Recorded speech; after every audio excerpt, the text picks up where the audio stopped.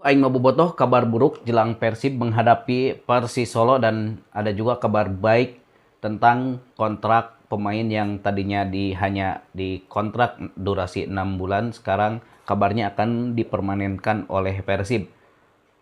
Dan sebelum itu, seperti biasa kita ngopi dulu, sebat dulu,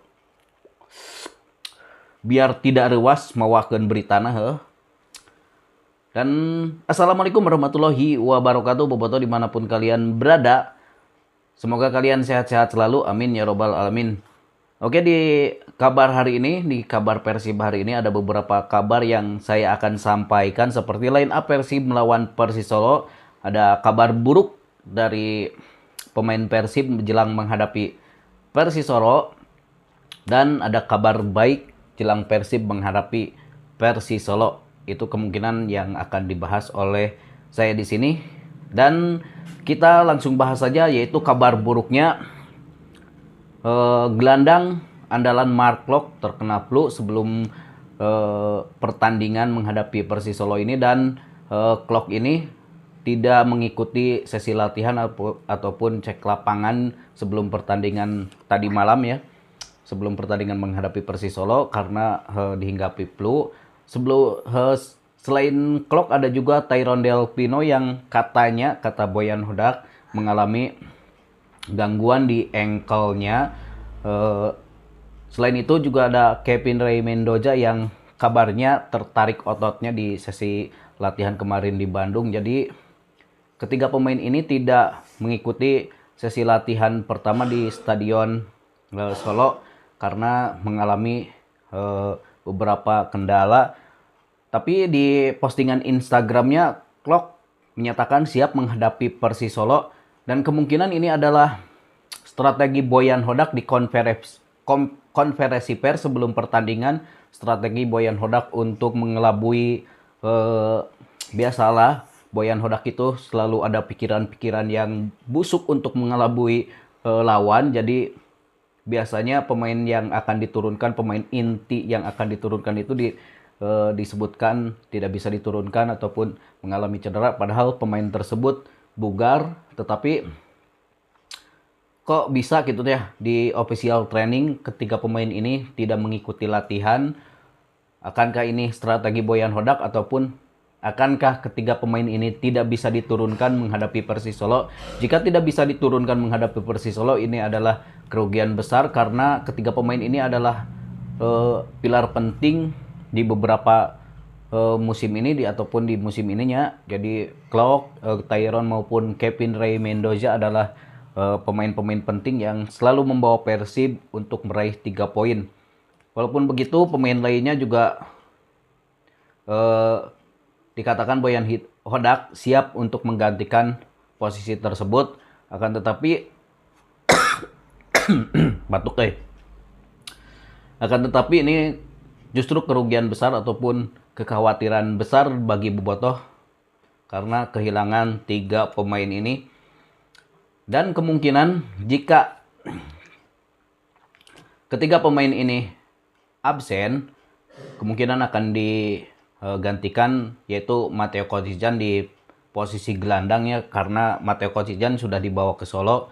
Dikabarkan sebelum pertandingan melawan kemarin tuh melawan di Persita, sebetulnya Matteo Kocijan ini sudah bisa diturunkan, namun Boyan Hodak mengatakan tidak mau mengambil resiko karena kedua pemain asal Kroasia ini sebetulnya sudah bugar. Tapi Boyan Hodak kemungkinan akan menyimpan di pertandingan untuk menghadapi Persis Solo, PSBS Biak dan Bali United.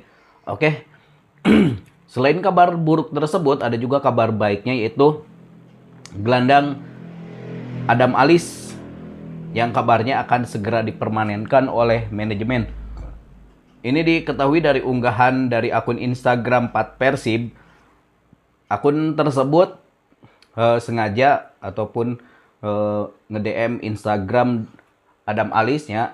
Dia menanyakan, admin Pat Persib ini menanyakan kepada Adam Alis apakah kontraknya akan segera diperpanjang oleh manajemen Persib ataupun tidak. Dan Adam Alis pun mengatakan ataupun membalas DM tersebut, dan insya Allah katanya akan segera diperpanjang. Ini kabar baik karena tentunya Adam Alis di beberapa pertandingan memainkan peran penting untuk meraih 3 poin bersama Persib, apalagi sekarang ini Deddy Kusnandar mengalami cedera kemarin, patah tulangnya. Jadi kehadiran pemain ini, Adam Alis ini tentunya sangat dibutuhkan oleh skuad Boyan Hodak untuk mengarungi Liga 1 musim ini. Karena Adam Alis ini pemain yang punya pengalaman, pemain berlabel timnas juga.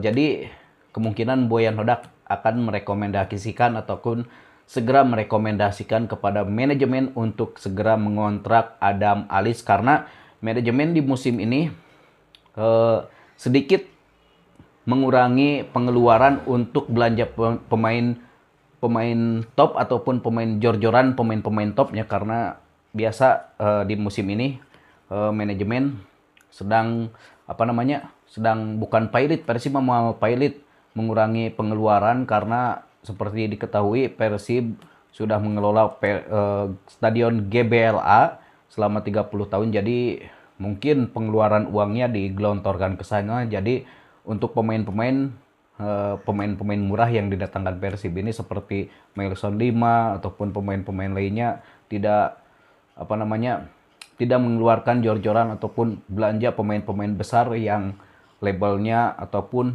harga market value-nya meledak, tetapi pemain-pemain murah yang berkualitas, kecuali Melson 5 itu pembelian, kalau menurut saya sih, menurut Mimin, pembelian tergagal Persibnya. Aduh, si kukurilingan teh ningan lamun keur bola teh lain dioper ke babaturan teh dikuriling el gasing tah disebut nage. Dan itu kabar kedua. Dan kabar ketiga adalah kita bahas line up Persib menghadapi Persi Solo-nya. Jadi kemungkinan Boyan Hodak tidak akan tidak akan merubah total line up menghadapi Persi Solo. Kemungkinan akan tetap memainkan formasi andalannya, yaitu 4-2-3-1, karena di beberapa pertandingan ataupun Boyan Hodak ini selalu mengandalkan formasi tersebut. Meskipun Persib ketambahan 2 pemain baru atau amunisi baru, yaitu Kakang Rudianto dan Robi Darwis yang sudah pulang dari timnas. Biasanya kalau Kakang sudah hadir, biasanya Persib ataupun Boyan Hodak selalu menurunkan formasi 3-4-3, di mana biasanya Kakang Rudianto mengisi center back bersama Nick Kuipers dan Gustavo Peranka. Dan kemungkinan di pertandingan melawan Persis Solo ini Kakang Rudianto akan tetap menjadi cadangan, karena di regulasi U23 ada Beckham Putra Nugraha yang makin moncer di beberapa pertandingan terakhir.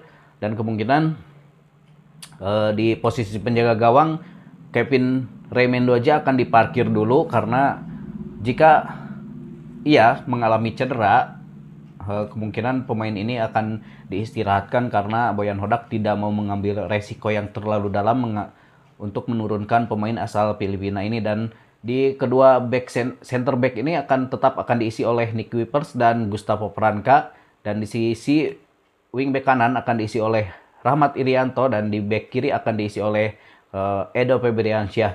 Dan di gelandang tengah nih agak sedikit khawatir, karena Klok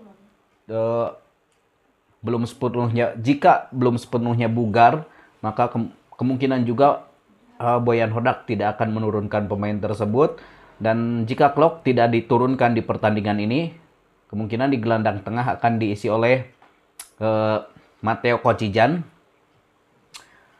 Dan di gelandang tengah berikutnya akan diisi oleh Adam Alis. Sementara untuk gelandang serang, ini agak sulit nih untuk gelandang serang, karena Tyron ini adalah penghubung penghubung dari kedua striker gacor kita, yaitu David da Silva dan Ciro Alves. Kemungkinan jika Tyron Del Pino mengalami cedera, kemungkinan di posisi tersebut akan diisi oleh Beckham Putra Nugraha. Sementara untuk posisi sayap kanan akan diisi oleh Rian Kurnia, dan sayap kiri seperti biasa akan diisi oleh Ciro Alves. Sementara untuk lini serang ataupun striker akan diisi oleh Dadang da Silva.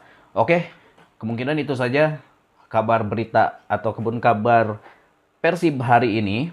Semoga Persib malam nanti akan meraih 3 poin dan kembali bersama Persebaya akan terus bersaing untuk memperebutkan gelar juara musim ini. Dan mudah-mudahan Bobotoh selalu sehat dimanapun berada. Dan untuk yang baru bergabung dengan channel ini, silakan like dan subscribe. Untuk yang sudah lama, mohon maaf nih, di sini Mimin belum bisa memberikan video yang berkualitas tinggi karena beberapa kendala lah biasa. Dan mohon maaf yang sebesar-besarnya, dan wassalamualaikum warahmatullahi wabarakatuh.